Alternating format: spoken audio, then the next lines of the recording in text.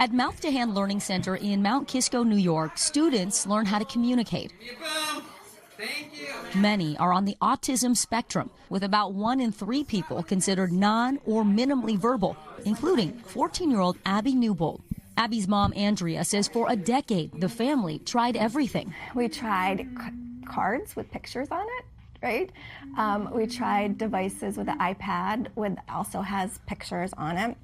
She had speech therapy. She had ABA therapy. And they weren't working. They weren't working. 2 years ago, she learned about spelling, a debated form of communication where students are taught how to point to letters or type them to spell out their thoughts.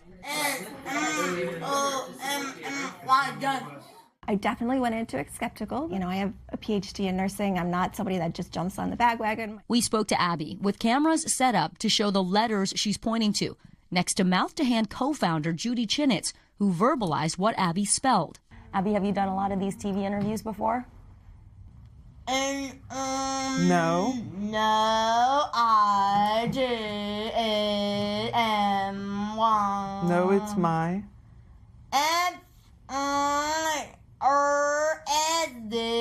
Done. No, it's my first. Chinitz has not worked with Abby, but she's taught hundreds of students this method. How are you helping Abby? I am what we call a communication partner. My job is basically to keep Abby calm so that she can overcome her inherent motor disability. Who taught you how to speak like this? My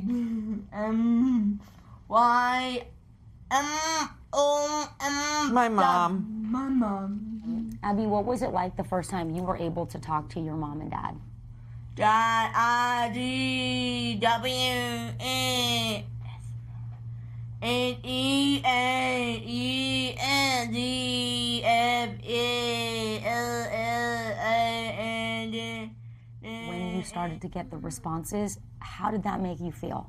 Unbelievable. She said to us, I need to learn how to take tests. And we're like, okay. She goes, so that I can go to college. And my husband and I were instantly in tears. In June, a New York Senate bill was introduced to protect the communication rights of people with disabilities. But the bill is now under threat.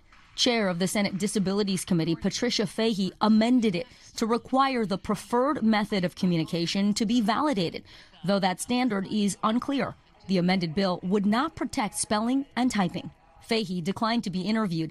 In a previous interview, she said she supports communication methods grounded in evidence-based practice. Diane Paul is with the American Speech Language Hearing Association. It's not independent communication. Why do you think this method of communication could potentially be harmful? Because there's the risk of influence by another person. But Chinitz says she's seen the method work for hundreds of students, including her own son, Alex, who types his answers that are then read aloud by a computer. What was it like being in your body and not being able to communicate?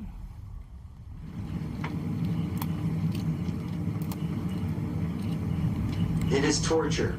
He's now able to type and is a college sophomore majoring in math. To be able to talk is a basic human right.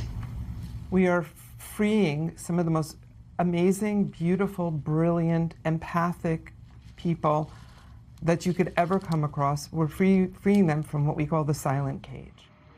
Abby's mom says spelling has changed their lives. It's easy for people to say, I want the evidence, but my daughter is the evidence. Vicky Nguyen joins us now. Vicky, so where does this bill stand right now? So, Tom, it was Assemblyman Angelo Santa Barbara who introduced it. His own son has autism, and he says he has seen many non-speakers benefit from this communication method. He and advocates are really hoping that someone in Senate leadership is going to step up and co-sponsor this bill without the amendment. They want to bring it to a vote next month. Some people watching this story may be wondering, are the non-speakers able to spell and type if someone's not holding the keyboard? It's a question we had, too, and many can, Tom. But the way the advocates put it to us is think about when you were little and you were learning how to ride a bike, and you were doing fine until you realized someone wasn't holding on anymore. You might have wobbled, you might have fallen. They say that's why non-speakers need that communication partner there. It helps them to regulate, to stay calm, but that's the goal they're working toward, is being able to do it without someone there, and many of them get there. So the board can be put down, but they say this is a step along the way for that learning process. We thank you for watching, and remember, stay updated on breaking news and top stories on the NBC News app or watch live on our YouTube channel.